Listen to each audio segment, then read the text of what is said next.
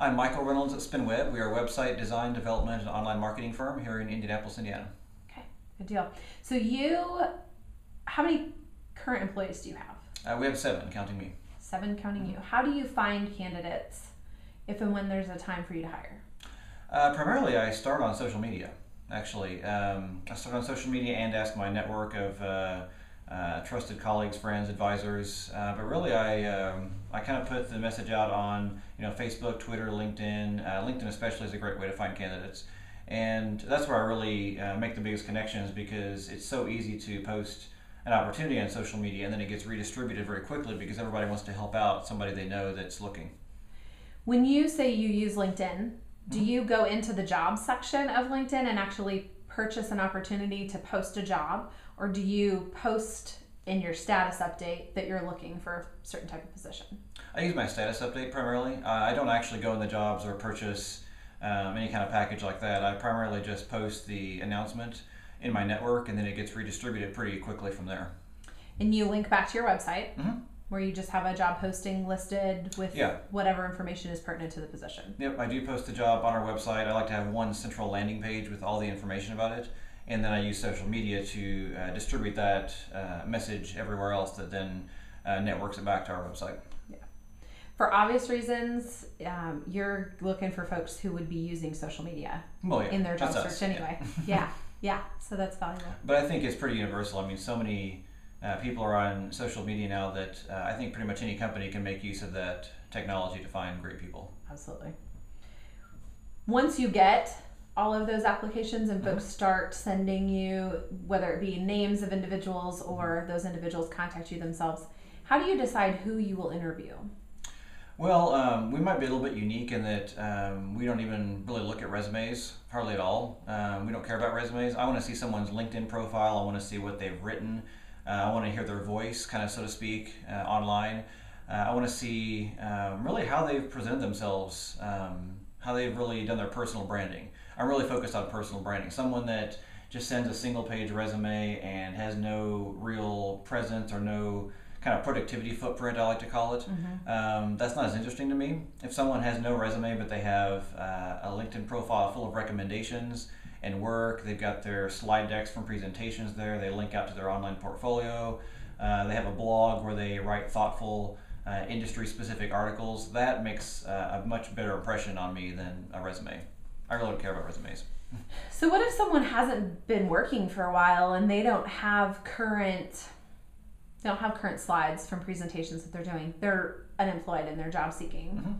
What advice would you have for them, or what could they be doing in that unemployment season to still keep a beefy online profile, personal brand, really enhance what they're doing? Sure, I would say don't make that an excuse. Unemployment should not be an excuse to not produce. You can still create presentations. You can create great articles and blog about things that are important to you, and blog about things that are in your skill set. You can write. You can do lots of things online or even offline that really demonstrate your expertise. You can volunteer at places. You can still produce lots of good quality content and work without being necessarily employed. So when you talk about social media, out in the world of job seeking, there's a lot of folks that say, a lot of professionals recommend to job seekers to stay really clear of any social media besides LinkedIn because of their personal brand, because they're potentially talking about stuff that maybe an employer doesn't want to see or could ding them or could blackball them. How do you feel about the personal aspects of what someone posts or tweets or provides in status updates in relationship to their fit to your organization? You'd have to be careful. Obviously, if someone opens up their life too much in social media and it gets kind of too personal and it doesn't fit with the culture we have here, that could be a problem. But in general, I like to see a personal side. I mean, I don't like to see someone who's just all business and never really opens up. I think that we're entering an age where, especially newer generations coming up are actually more used to blurring that line between business and personal. and they're more likely to have client connections on Facebook and friends of theirs on LinkedIn, and network after hours with business contacts, and go out during the day during business hours, so to speak, and go to social events. I mean, it's a much blurrier line when it comes to work schedule, work environment, and personal networks. So I really like to see the personal side. I like to see a good balance, sort of a professional balance between the personal and the business side. Good. Okay, thanks. So you've sourced things through social media. You've made some decisions based on the personal brand that or professional brand that folks have put out there. What are some deal breakers for you when you get to that place where you really start to make a decision about who you'll hire? Communication. I'm sure everyone says it, but communication is really super important to me. If someone is not a good communicator, that's going to be a big stumbling block for us when it comes to hiring. Verbal communication, written communication? Both. Definitely both. Verbal communication is pretty key. We're a small collaborative company. We have to be able to communicate. Written is also important because everything we do is going to be written in some form. We do email communication, we do social media communication, we document things, we communicate with clients via email much of the time. So we need someone that can also communicate in the written form very well too.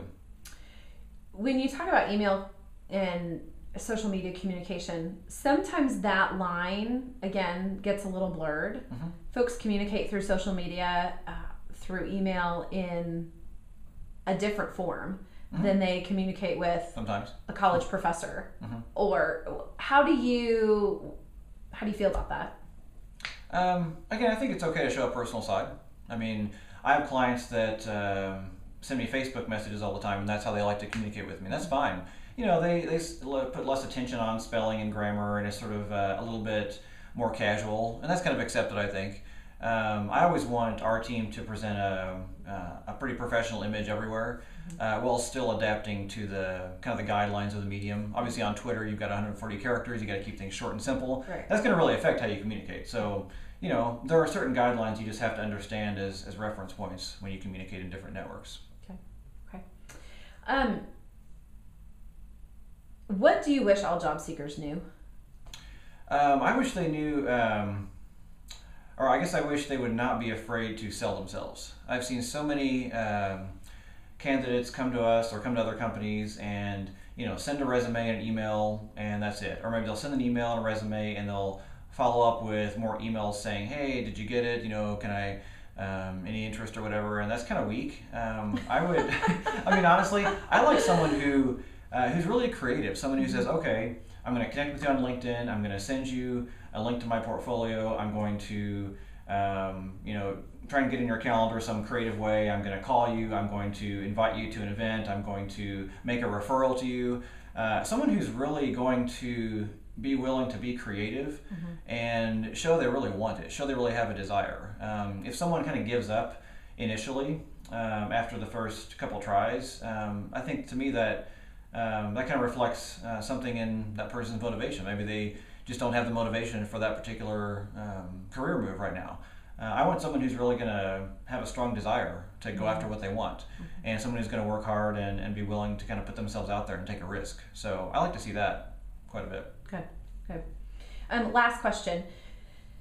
You guys have a pretty unique work environment. Mm-hmm. Tell me a little bit about that, and how do you weigh the fit to that work environment with the technical skill that's required for your positions? Mm-hmm. I assume we're referring to what's called a ROWE, results only work environment. Yeah, that's SpinWeb is a ROWE, and it basically means kind of the short version of it is everyone can work whenever they want, wherever they want, however they want, as long as the work gets done.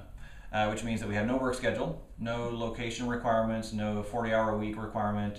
If someone works, 10, 20 hours a week and they still get everything done, that's okay. If they work 60 hours a week, well, so be it. That's just it's up to them to kind of balance their own schedule. So people really like that. We've had people say they just, would never leave because it's just incredible and they have their life back and it's just wonderful stuff.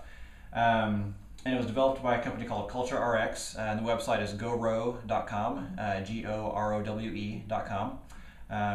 Actually met with Callie and Jody recently. They're great people. They're the founders of ROWE.